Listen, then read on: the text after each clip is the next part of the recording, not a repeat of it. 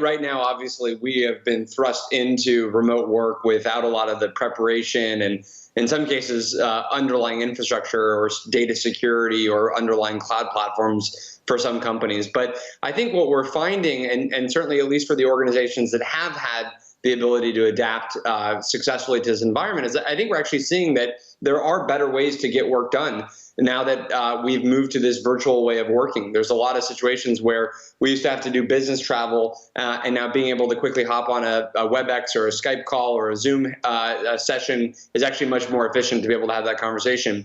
We have a lot of situations at Box internally and with our customers where normally you might be collaborating with 5 or 10 people in a meeting inside of a conference room, but now you can actually move that to a Slack channel and actually communicate with maybe 50 or 100 people on that same project. And so now you're actually building a much more inclusive organization with way more people that can be engaged and involved in your ultimate vision and what you're executing on. So I think we're seeing actually some really positive ways of working in this environment. I think any tech company, I think, and any company globally really wants to get back to some version of normal. So we certainly want offices to open up as quickly as possible.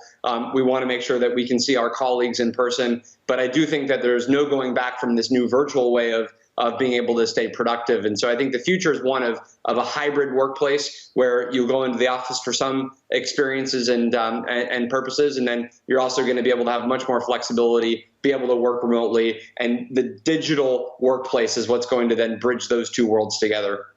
Aaron, I'm curious about the motivation for corporates to push forward with a hybrid model of remote working. I mean, clearly it's beneficial for some of the workers, but for companies themselves, I mean, early on the tech sector was talking about, well, if you move away from the Bay Area where you're located, then salary cuts are going to come with it. Also, if fewer people are coming into the office all at once, then clearly these mega offices are not required in future. So just give us a sense of sort of cost savings here. And is that a key motivation for tech companies?